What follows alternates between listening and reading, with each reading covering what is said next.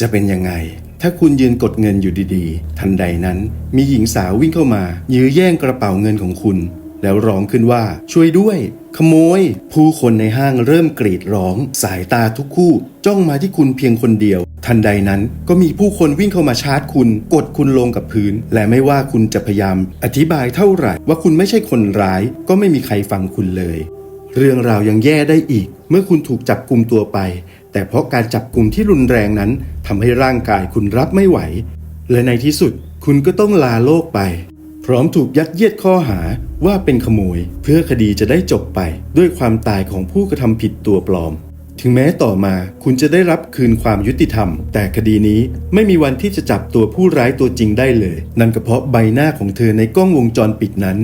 มันดูไม่เหมือนมนุษย์เอาเสียเลยเรื่องราวเริ่มต้นขึ้นในวันที่17กุมภาพันธ์ปี2004ณห้างสรรพสินค้าเจสโก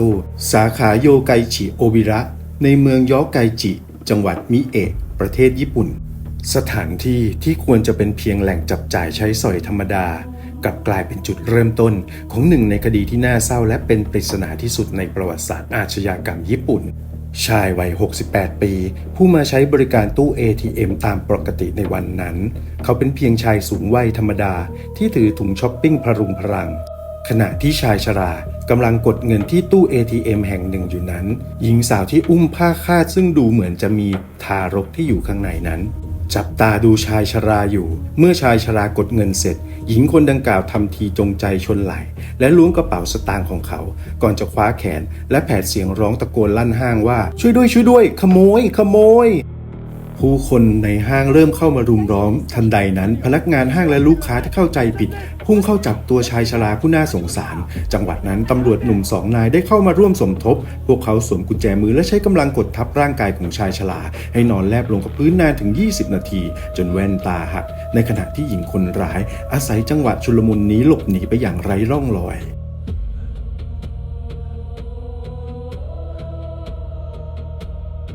ความเครียดขั้นสุดทำให้ชายชรามีความดันโลหิตพุ่งขึ้นสูงนำไปสู่สภาวะหัวใจเต้นผิดจังหวะและหัวใจล้มเหลวเขาหมดสติไปตรงนั้นแต่ตำรวจผู้จับกุมกลับเพิกเฉยจนกระทั่งรถพยาบาลมาถึงทว่าทุกอย่างสายเกินไป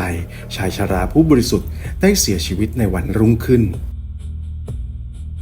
ในวันรุ่งขึ้นเจ้าหน้าที่ตำรวจก็ยังไม่สังเกตถึงสิ่งผิดปกติดำเนินการรวบรวมหลักฐานเพื่อส่งฟ้องชายชราซึ่งได้เสียชีวิตไปแล้วเพื่อที่คดีจะได้ยุติลงด้วยความตายของผู้กระทำความผิดแต่เมื่อมีการตรวจสอบกล้องวงจรปิดความจริงจึงถูกเปิดเผยขึ้นและพบว่าชายชราเป็นผู้บริสุทธิ์อย่างสมบูรณ์เป็นเวลาถึง1 ปีต่อมากว่าที่ตำรวจจะตัดสินใจเผยแพร่ภาพของหญิงคนร้ายแต่ทว่าภาพจากกล้องวงจรปิดนั้นคุณภาพต่ำมากจึงได้มีการปรับแต่งภาพอย่างหยาบๆทำให้ใบหน้าของเธอดูผิดเพี้ยนราวกับสวมหน้ากากจนสื่อขนานนามเธอว่าปีศาจตู้ ATM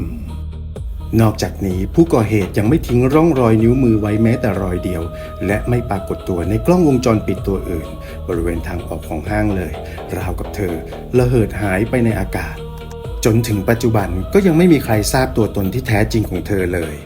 คดีนี้หมดอายุความลงในวันที่17กุมภาพันธ์หรือ7 ปีหลังเกิดเหตุโดยที่ไม่สามารถจับกุมคนร้ายได้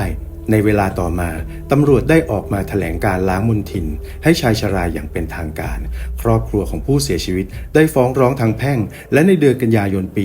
2011ศาลสูงนาโกย่าได้มีคำพิพากษาว่าการกระทำของตำรวจเป็นการใช้กำลังเกินกว่าเหตุและขัดต่อกฎหมายโดยสั่งให้จังหวัดมิเอะจ่ายเงินชดเชยแก่ครอบครัวเป็นจำนวนประมาณ 36.44 ล้านเยนแม้ครอบครัวจะได้รับเงินชดเชยแต่ทางการกลับไม่เคยออกมาขอโทษต่อสาธารณชนอย่างเป็นทางการส่วนหญิงสาวปริศนาเธอยังคงลอยนวลและตัวตนที่แท้จริงของปีศาจตู้ ATM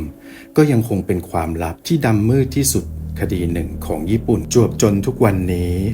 แต่สำหรับแอดแล้วสิ่งที่ทำให้คดีนี้น่ากลัวมันไม่ใช่ภาพที่ดูไม่เหมือนมนุษย์ของคนร้ายแต่มันคืออคติที่ซ่อนอยู่ในจิตใจ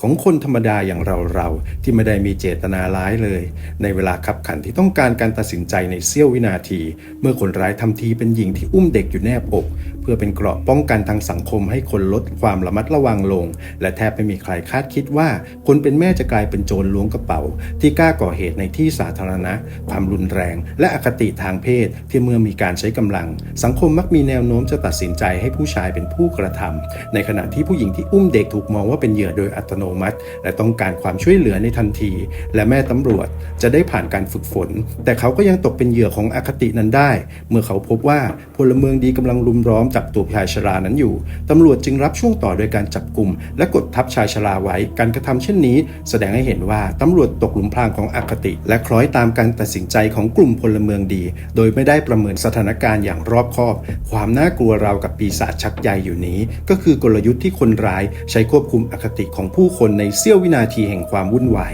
เปลี่ยนให้พลเมืองดีและตำรวจกลายเป็นเครื่องมือทำร้ายผู้บริสุทธิ์จนนำไปสู่ความสูญเสียในที่สุดเป็นอย่างไรกันบ้างครับสำหรับการใช้ชีวิตธรรมดาก็อาจต้องระมัดระวังทุกฝีก้าวเพราะมิจฉาชีพนั้นก็คอยจ้องอยู่บ้านไหนมีผู้สูงอายุอย่าลืมดูแลตามท่านไปกด ATM บ้างนะครับหากเพื่อนๆชอบคลิปแบบนี้อย่าลืมกดไลค์กด Subscribe กดแชร์ให้ด้วยนะครับสำหรับวันนี้ Legend Whisker ขอลาไปก่อนสวัสดีครับ